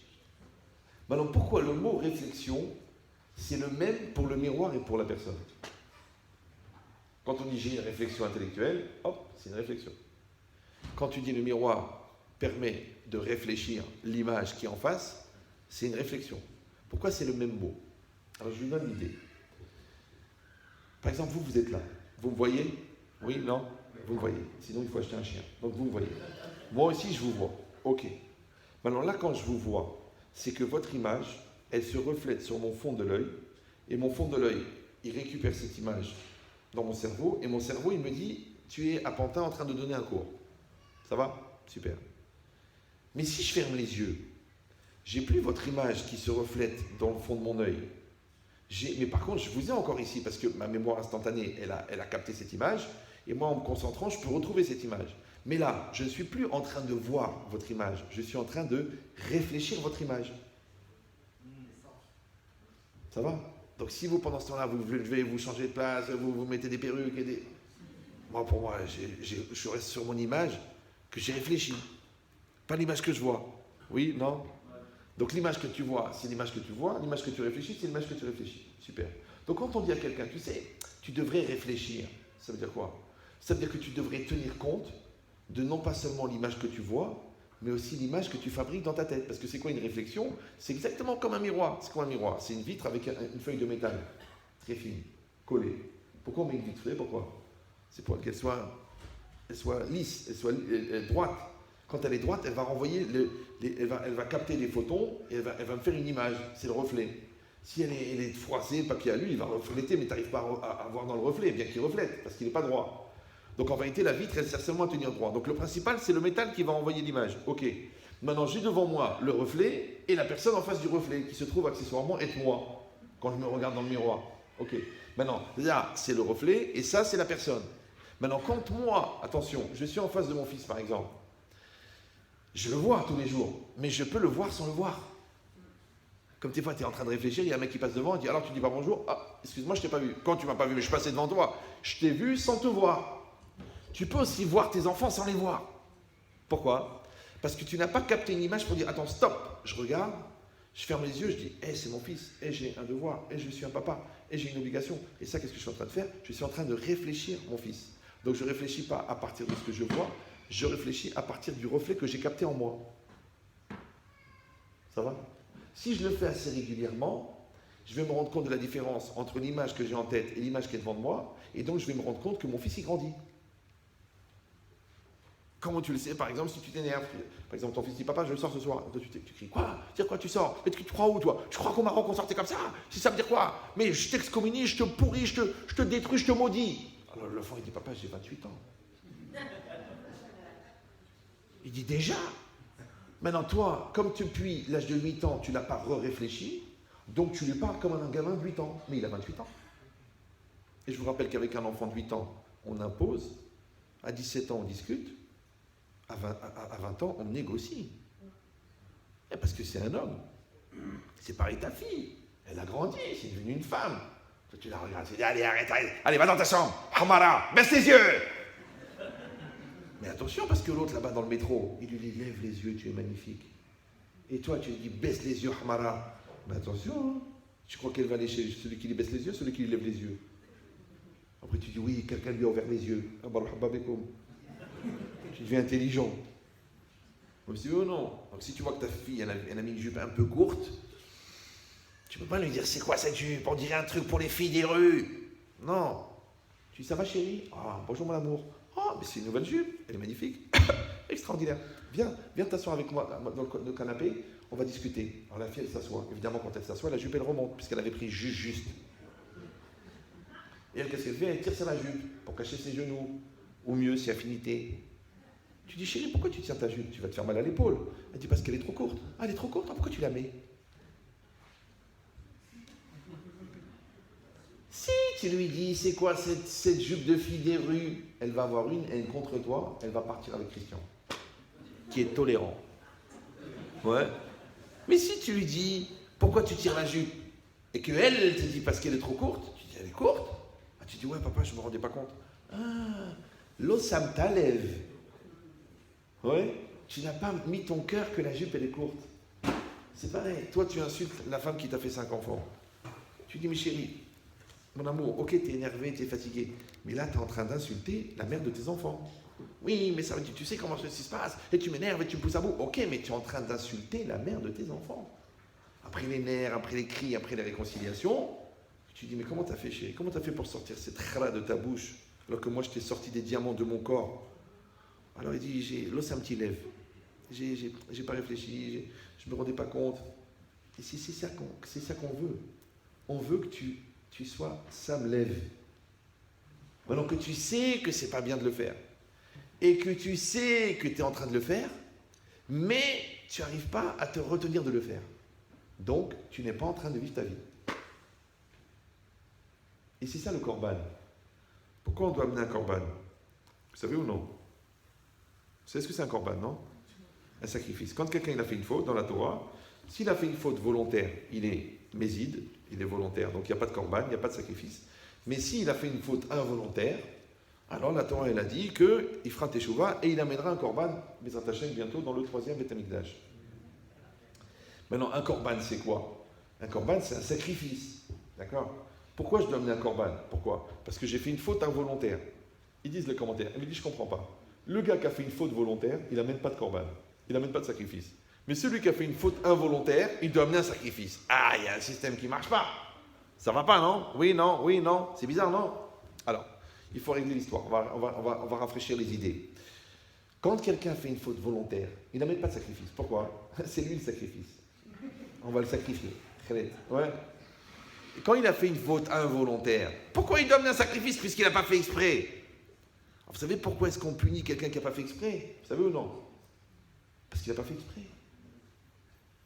Je dis, mais si j'ai pas fait exprès, justement, c'est pas grave. Si, écoutez bien, c'est un peu violent. Hein. C'est parce que tu as fait exprès de ne pas faire exprès. Tu dis, mais j'ai pas fait exprès de ne pas faire exprès, j'ai pas fait exprès. Non, tu as fait exprès de ne pas faire exprès. La preuve, si vous avez le permis, vous savez ça. Si vous roulez en voiture, nahatrouah, détente, bien, après-midi de printemps, beau soleil, avec la famille, tout va bien. Dimanche après-midi pour aller aux Tuileries. Et il y a un gars, un fou, un malade, un khmar, il pile devant toi. Et toi, tu lui rentres dedans. Qui c'est qui a tort? N'ayez pas peur d'entre nous. C'est lui? C'est toi. Pourquoi? Tu n'as pas le permis. Tu voulais détente et c'était habitué à la route. Tant pis pas. Ah, je te dis pourquoi. Parce qu'il y a une loi dans le permis de conduire, c'est que tu es censé rester maître de ton véhicule. Tu peux me dire la différence entre rester maître de ton véhicule, reste maître de ton corps, et pas devenir fou parce que l'autre est la moitié nu devant toi, reste maître de ta tête, malgré que tu es en colère, rester maître de ta bouche, malgré que tu es énervé. Tu peux me dire la différence? Donc à chaque fois que tu lâches, tu as tort. C'est pour ça qu'en hébreu, la pshia, c'est la faute. Poshea, c'est un fauteur. Pasharti, c'est j'ai fauté. Mais la pshia, c'est la négligence. Or, je rappelle pour ceux qui n'ont pas compris que la négligence n'est pas un acte. C'est un non-acte qui a généré une conséquence négative. Quand je fais moi la vera, quand moi je casse, quand moi je truche, je dis ok, je l'ai fait, mais j'ai juste négligé, j'ai rien fait. C'est ça ton problème, c'est que tu n'as rien fait. Tu n'as rien fait. Vous me suivez ou non? Tu n'as pas tenu le volant, et bien tant pis pour toi. Tu n'as pas retenu ta bouche, et bien tu mérites la trecha. Tu n'as pas fait attention qu'on était Shabbat. Alors en sortant des toilettes, tu as allumé la lumière. Mais je n'ai pas fait exprès. Mais si tu étais conscient que c'était Shabbat, tu n'aurais pas allumé la lumière. D'accord? Ça s'appelle en français un non-acte. Un non-acte. Il y a un acte et il y a un non-acte. Donc l'acte, c'est quoi? C'est d'agir. Le non-acte, c'est de ne pas agir. Des fois, la Torah, elle te punit parce que tu agis mal. Des fois, la Torah, elle te punit parce que tu n'agis pas pour éviter le mal. Ah, tu dis oui, mais j'avais pas l'impression que c'était moi, j'avais pas l'impression. C'est pour ça qu'on amène un korban. Donc vous avez compris que le korban sur l'involontaire, il n'est pas sur la faute, il est sur la conscience. Tu dois faire tes chouvas parce que tu es inconscient. Tu dois faire tes chouvas parce que tu es négligent. Tu dois faire tes chouvas parce que tu n'as pas pris à cœur. Tu dois faire tes chouvas parce que tu n'étais pas dans ta réalité. Et ça, c'est assourd. Bah oui, parce que rappelez-vous que le fond du Yetzer Hara, le fond, c'est quoi? Les gens croient à la Touma, Belzébuth, Lucifer. Mais non, laisse faire. Non. Le fond du Yetzer Hara, c'est le contraire de ce qui est écrit dans la Torah. Qu'est-ce qu'elle a dit la Torah? Ubechu kotai, telechu. Dans mes lois, vous irez. Même Albert, vous avez entendu parler d'Albert, qui était d'une intelligence relative, finalement. Et dont on n'a jamais retrouvé les téphilines. Il a dit, Albert, le secret de l'univers, c'est le mouvement. Bon, il y a beaucoup à dire. Si un jour vous avez une semaine à perdre, on pourra en parler. D'accord? Le secret de l'univers, c'est le mouvement. Tout est en mouvement. Mais non. Dommage pour Albert. Parce que s'il avait lu un passage de la Torah, Ubechokotai, Telechu, dans mes lois, vous irez. Je traduis. D'accord? Vous irez. Maintenant, quand la Torah elle a dit « vous irez dans mes lois », c'est quoi le contraire d'aller? Rester sur place, reculer, ne pas avancer? Non. Le contraire d'aller, c'est laisser aller. Vous me suivez ou non? Parce que dans le laisser aller, ce qui est dangereux, c'est l'illusion d'optique que tu as l'impression que tu avances puisque ça bouge. Tu vois que le décor il bouge, tu vois que la situation elle bouge, mais tu n'es pas maître de la situation puisque tu laisses aller. Eh bien, le laisser aller, c'est la Touma. Et aller, c'est la Kedusha. Et la Torah, elle a dit, Ubechokotai, Telechu. Ça veut dire qu'il y a une réalité devant toi, il y a une halacha. Il y a une réalité devant toi, il y a une situation, il y a un Shabbat, il y a une cache-route. Toi, qu'est-ce que tu fais? Tu rentres dans la situation. Tu dis, Ani Shomer Shabbat. D'accord? Ani Shomer cache-route. Ani Shomer Shalom Bayit. Ani Shomer Achaim. Moi, je fais attention à mes enfants. Si tu dis, écoute, je ne les ai pas détruits, mais la vérité, je ne me suis pas occupé. Donc, qu'est-ce que tu as fait? Tu as laissé aller. Ils appellent ça lâcher prise. Ouais? Lâcher prise dans les bêtises, c'est bien. Mais lâcher prise dans les choses qui te concernent, c'est dangereux, baba.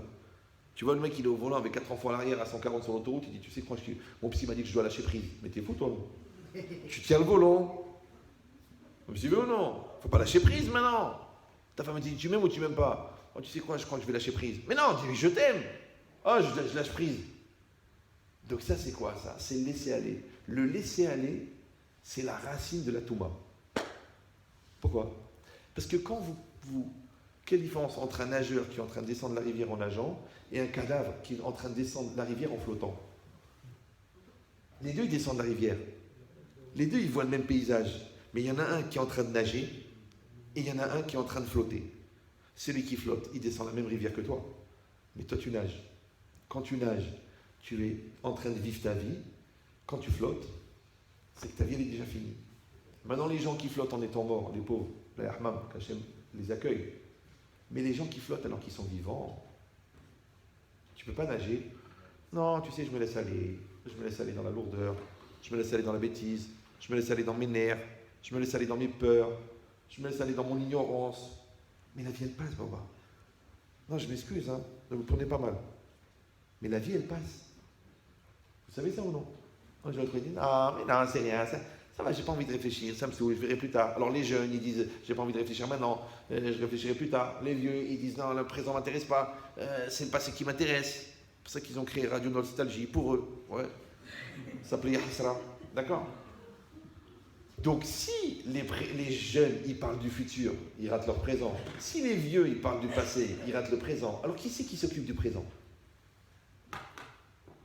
Le jeu du Yetzer Hara, c'est ça. C'est de te faire rater le présent. Vous suivez ou non? Tu te lèves le matin, ta femme elle est là, elle te sourit. Souris, non, tu fais la gueule.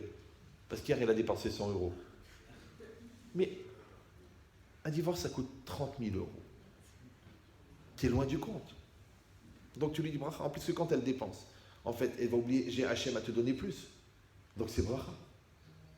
Vous suivez ou non? C'est pareil, ton fils il t'énerve. Mais en fait, ton fils, il t'oblige à devenir calme. Donc il t'aide à grandir tes midotes. Et lui, maintenant, on te l'a confié, c'est une neshama qu'on t'a confié. Donc ça veut dire que tu as un travail à faire avec lui, c'est normal. Donc tout va très bien. Non, tu dis non. Comme il m'énerve, moi je fais la gueule, et je l'envoie balader, je le baffe et je le jette dehors. Ok, c'est pas grave. Mais qu'est-ce que tu as fait en vérité? Tu t'es laissé aller. Alors rappelez-vous que si aller, c'est être vivant, laisser aller, c'est mourir. Comme quelqu'un, il se laisse aller dans son cancer. Vas-y, bats-toi. Fais une thérapie, fais une approche, fais un truc, écoute des cours, je sais pas, fais quelque chose. Non, tu sais, le médecin, il a dit que c'est foutu, c'est pas la peine de réfléchir. Pourquoi? Qu'est-ce que ça a à faire? Pourquoi il n'y a pas des gens qui font reculer les cellules sont cancéreuses? Il n'y en a pas qui se relèvent, il n'y en a pas qui se battent, il n'y en a pas qui optimisent. Ça existe? Non, tu sais, ça sert à rien. Le mec, toute sa vie, il n'a rien fait. Oui, et rien qu'il a descendu. Or, rappelez-vous que pour faire tomber un avion, il suffit de couper le contact. Mais pour envoyer une fusée sur la Lune, il faut des milliers et des milliers de litres de kérosène. Donc monter, c'est toujours plus dur que descendre. Miya'ale be'arachem, ou miyakum bimkom kocho. Qui c'est qui va monter sur la montagne de Dieu et qui c'est qui va se maintenir à son endroit saint, dans son sanctuaire. Oui. Donc l'idée c'est ça. C'est que ici, quand c'est marqué que la personne, elle a la conscience, elle a la connaissance, elle a la conscience, mais ça ne suffit pas. Il faut qu'elle ait pris à cœur la chose. C'est sur ça qu'elle amène un korban. C'est pour ça que le Rav Yerucham Halevi, il dit Bechol shogeg yesh mezid. Dans l'involontaire, il y a un volontaire. Ben oui, parce que tu es déjà volontaire d'être involontaire. Quand tu ne fais pas tout pour que ça s'arrange, c'est comme si tu as décidé que ça ne va pas s'arranger. Quand tu n'as pas pris des précautions pour éviter les dommages, c'est comme si tu as tout fait pour que les dommages arrivent. D'ailleurs, dans les lois du dommage, là-bas, si vous étudiez la première Mishnah de Baba Kama, ouais, qu'est-ce que c'est marqué là-bas? De ce qu'on sait l'obligation qu'on a de payer quand on casse. Vous savez ou non? Parce que c'est marqué Ushmiratan Alecha. Shmiratan, c'est toi qui as l'obligation de garder tes animaux, de garder tes biens, pour pas qu'ils engendrent des dommages. Moi je dirais non, moi je pense que c'est les autres qui doivent faire attention. Comme en Israël. Ouais, le mec il roule, il met le clignotant, il tourne. Tu dis, mais attends, t'as qu'à faire attention. Mais mets le clignotant, laisse-moi le temps de prendre conscience, et après tu tournes. Non, je tourne, de toute façon j'ai mis le clignotant. C'est que moi je dois être toute la journée en train de me dire, il y a un fou qui va me couper la roue. Mais c'est le contraire de la Torah. La Torah, c'est Shmiratan Alecha. C'est toi qui dois garder. Vous me suivez ou non? Je ne dis pas pourquoi ma femme elle ne sourit pas. Moi, je vais chez elle et je lui souris. Je ne dis pas mon mari, il est méchant. Moi, je vais chez lui, je lui fais un bon petit plat, je rigole avec lui. Moi, je vais vers lui. Moi, je fais ce que j'ai à faire. Je ne dis pas, je ne fais pas ce que j'ai à faire parce que l'autre, il n'a pas fait ce qu'il avait à faire. Moi, je joue mon rôle d'homme, je joue mon rôle de père, je joue mon rôle de fils. Moi, je fais ce que j'ai à faire. Moi, je joue mon rôle de juif. Moi, je suis un juif, je vais à la synagogue. Je ne dis pas, tu sais quoi, je suis mal accueilli, à quoi ça sert? De toute façon, le bon Dieu, il ne m'écoute pas quand j'ai besoin de lui. Mais comment il va t'écouter? Il ne te connaît pas. Il ne t'a jamais vu. Il vient à la synagogue tous les jours, il ne te voit pas. À Kippour, tu étais occupé, tu avais une vente à faire. D'accord? Donc ça veut dire quoi? Ça veut dire que la logique, elle est que si moi, je veux que Hachem apparaisse dans ma réalité, alors moi, je dois le faire apparaître dans ma réalité. Maintenant, on avait demandé, mais pourquoi c'est marqué dans le Passouk que les ouvriers, les serviteurs, qui n'avaient pas la crainte d'Hachem, et après c'est marqué ceux qui n'ont pas mis son cœur. Vous avez compris maintenant que la nature de la Simatlev, la nature de la sensibilité que tu dois avoir, c'est la crainte d'Hachem. Vous me suivez ou non? Parce que quelqu'un il peut être très intelligent. Quelqu'un il peut avoir un doctorat de psychologie. Quelqu'un il peut avoir une agrégation de psychanalyse. Quelqu'un il peut être agrégé à CAPES de mathématiques et maîtrise de physique et grand cardiologue et grand. Mais si il n'a pas la Simatlev, ça ne lui sert à rien. Pourquoi? Parce qu'à quoi il sert le meilleur appareil du monde, ouais, si tu ne peux pas le brancher? C'est comme si toi tu dis, c'est dommage, j'ai acheté des enceintes de folie, mais il n'y a pas le Bluetooth. Bluetooth, c'est les gens qui ont les dents bleues. Non, c'est pas ça. C'est un système par onde qui permet de capter un signal pour relier deux appareils sans fil. C'est Bluetooth. Ouais. Maintenant, cette logique-là, c'est quoi?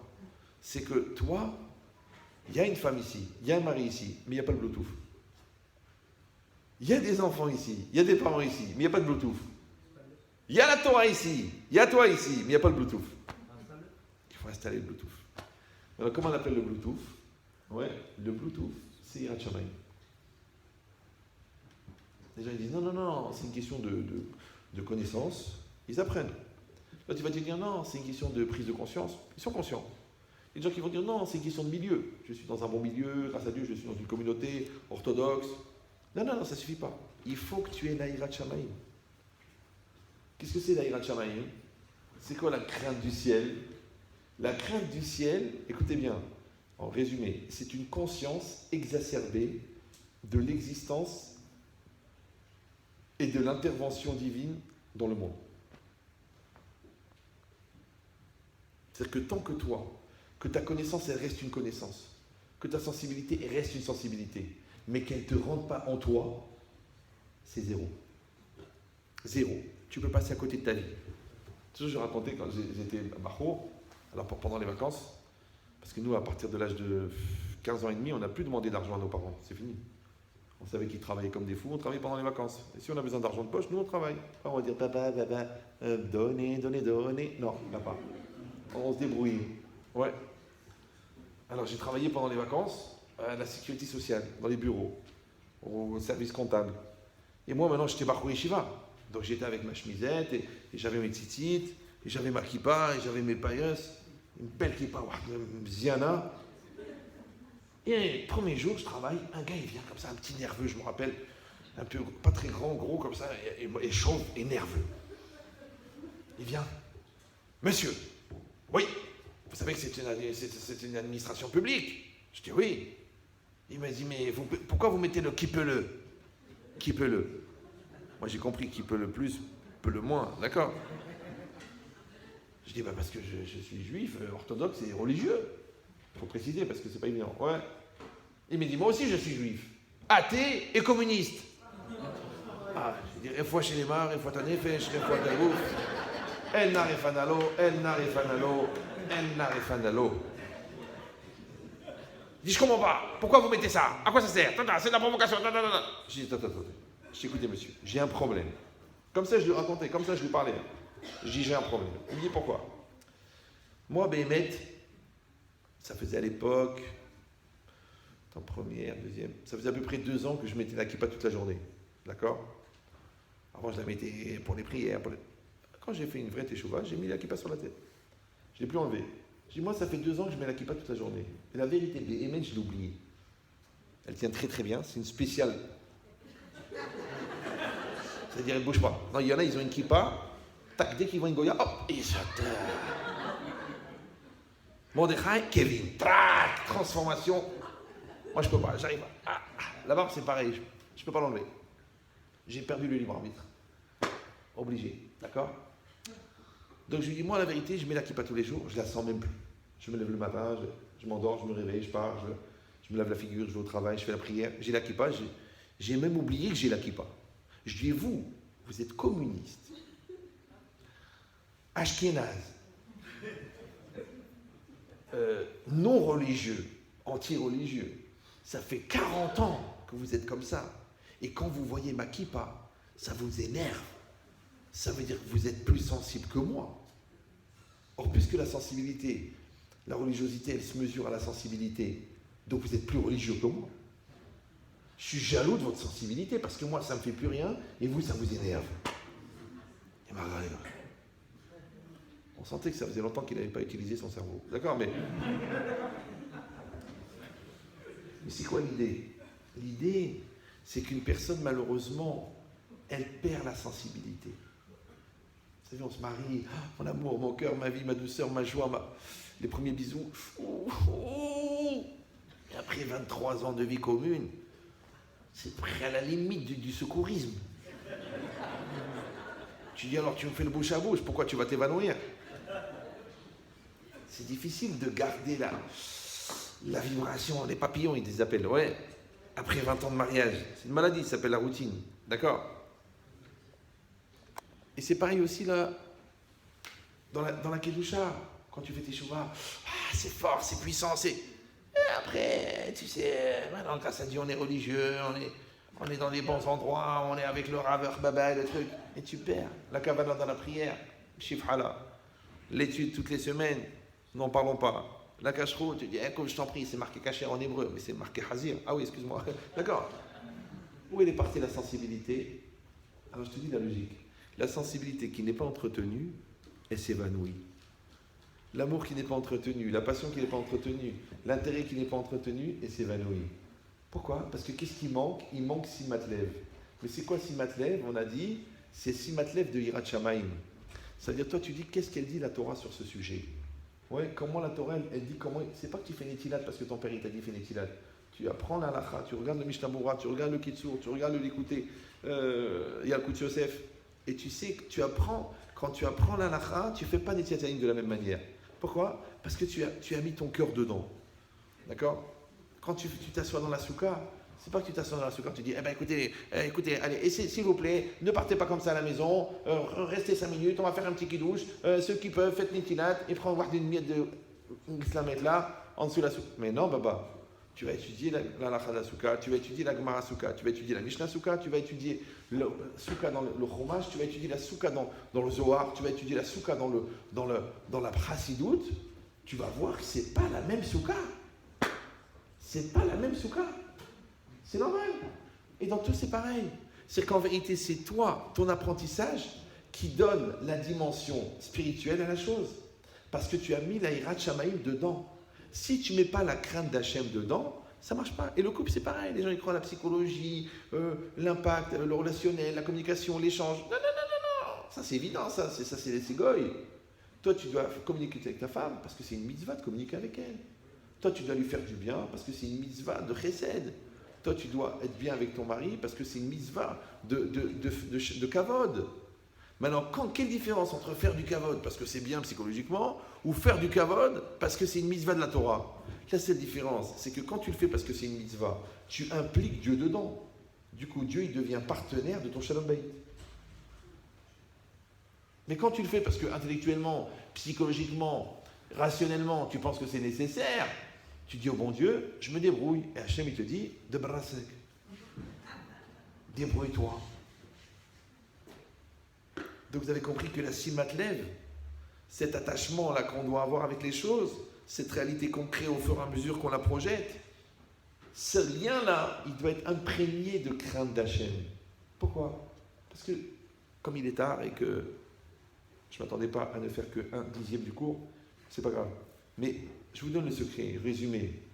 Il n'y a que 2 solutions dans la vie. Il n'y a que 2 solutions. Ou tu vas être un serviteur de Dieu, Eved Hashem, ou tu vas être un serviteur du Yetzer Hara.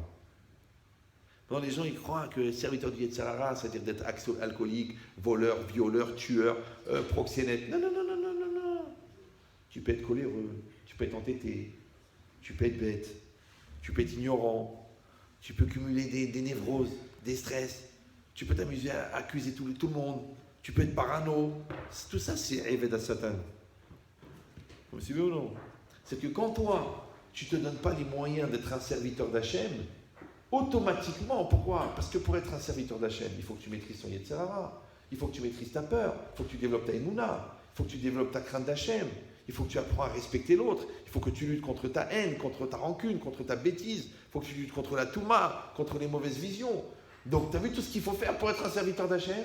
Et bien, en même temps que ça te rend serviteur d'Hachem, mais en même temps, ça te sauve de toutes ces maladies que les gens qui servent le Satan, ils sont malades.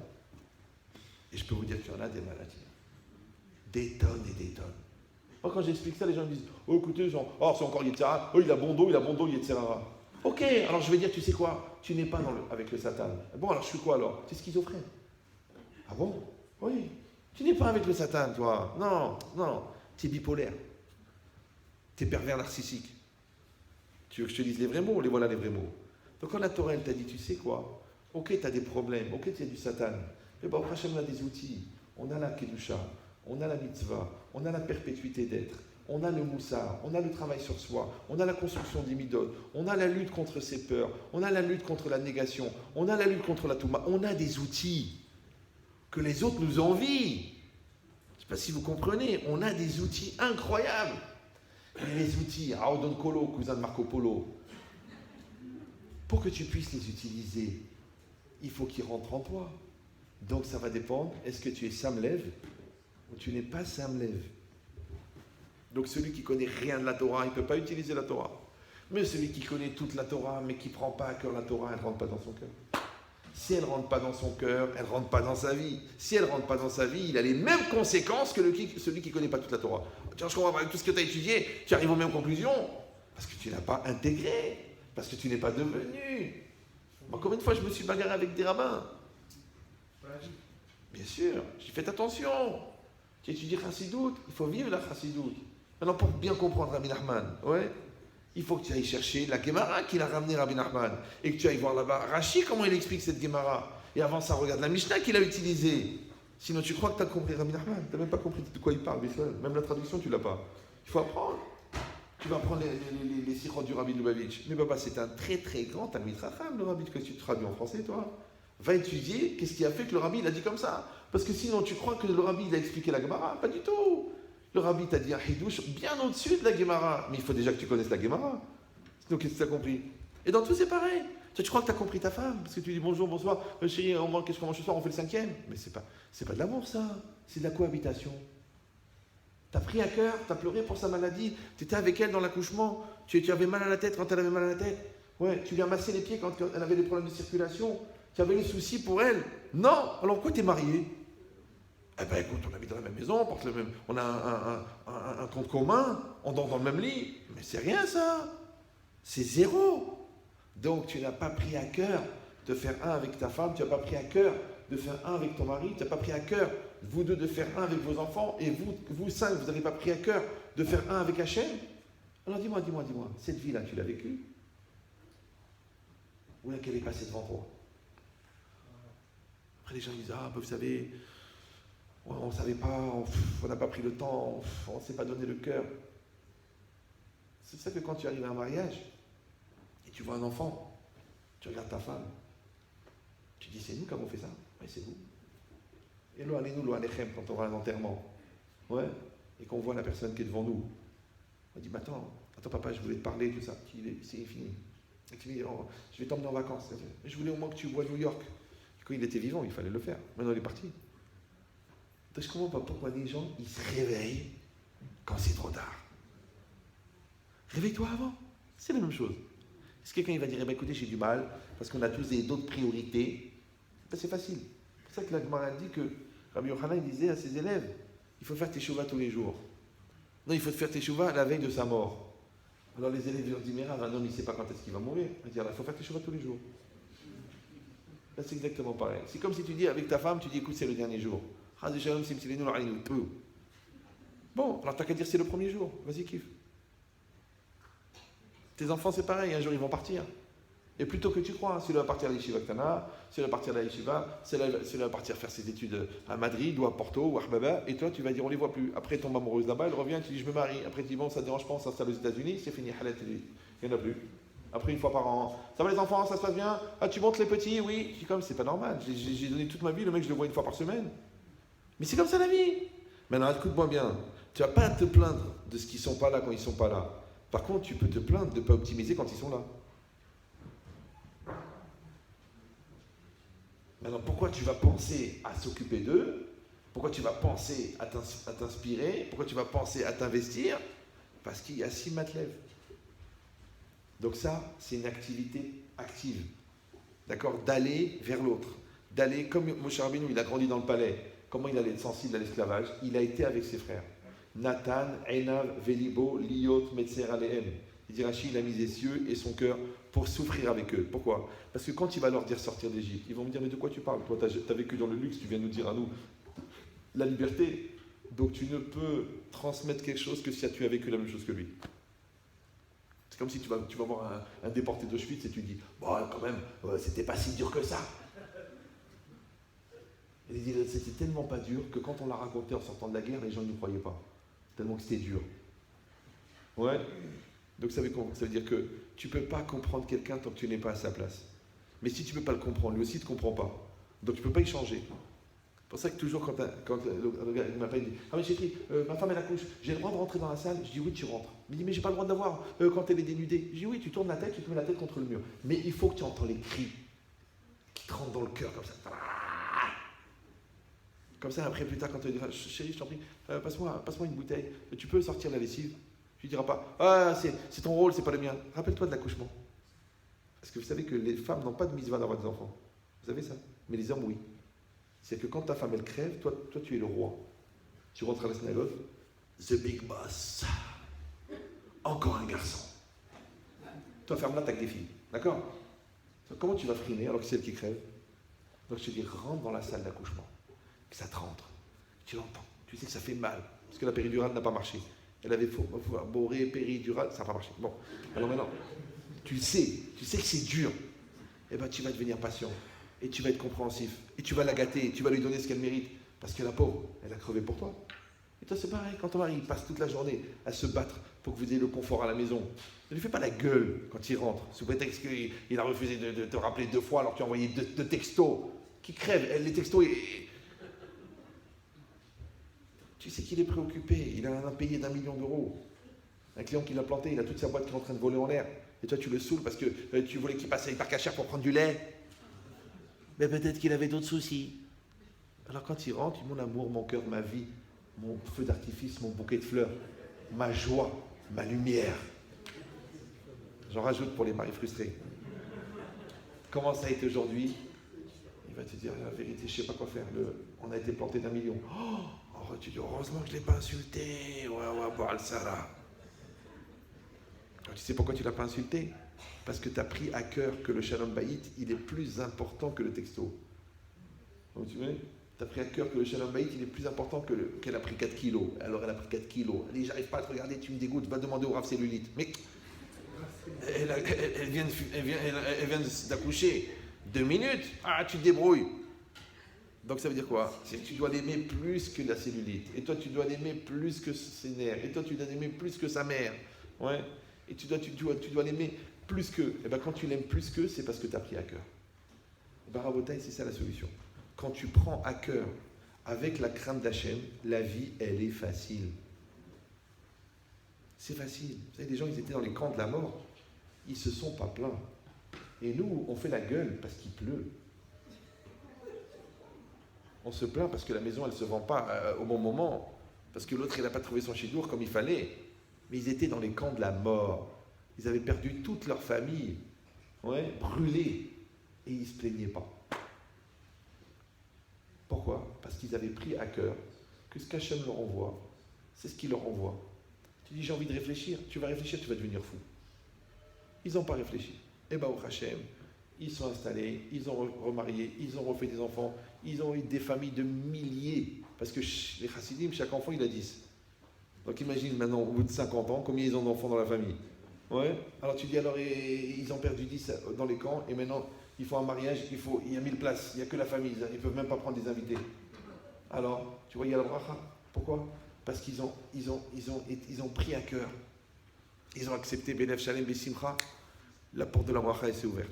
On souhaite, Bezrat Hashem, que nous tous, nous soyons capables de prendre à cœur et de faire les choses exactement comme Hashem les attend de nous, et qu'on soit tous, Bezrat Hashem, là pour accueillir Mashiach dans la Simcha. Alors, le cours est dédié, le Nishmat, ils vont tous partir. De Mimoud Ben Zora Rouaillon, il faut dire Amen. Pour Zari Bat Aïcha Rouaillon, Mir Ben Rachel Barouk et Shalom Chai Ben Léa.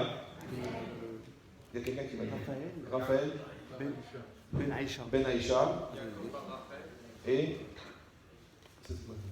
aussi pour Messaoud Eliaou Abselem Ben Sultana, c'est le Nishmat, hein? Ouais, c'est le Nishmat. Et pour Alice Bat Sulika, et pour Camille Kamuna Nissa Khuto Dia Bat Esther, Amen. et pour Chaim Ben Saada, et je rajoute mon père Avram Shimon Ben Simcha, Amen. Eliaou Ben Aïcha, Yitzhak Ben Aïcha. Amen.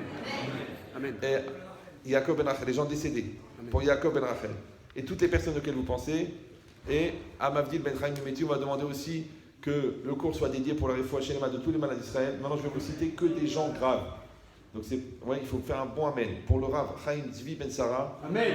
Pour Rav Moshe Ben Raizel. Amen. Pour Chaya Bat Miriam. Amen. Pour Dina Bat Esther. Amen. Raphaël. Dan. Raphaël Gaon. Mahlouf Ben Fani Mazal. Amen. Mordechai Ben Chamissa. Dvorah Bat Chamissa. Les gens qui ont été blessés là-bas dans les attentats. Qu'Hachem leur envoie tous une réfoua Shelema, plus tous ceux auxquels vous n'avez pas pensé, que vous allez penser juste après. Amen. Je rappelle pour les jeunes que le 9 janvier, donc mercredi soir, je vais donner une conférence gratuite au Samroche. Vous êtes cordialement invités. Et aussi que c'est tout. Voilà. Ah, il y a une application iPhone Rav Ben Chetrit pour les gens qui veulent. Personne d'autre? Ah oui, n'oubliez pas qu'il y a des brachot à faire, et une mishmat. Prenez le nom. Et allez-y, vous faites les brachot en pensant à l'élévation des neshamot, des tzadikim qui vont être cités. Chazak Omaro. À bientôt, Kol HaKavod. Moi je dois partir parce que demain matin je me lève très tôt. Je vous embrasse tous, merci d'être venus.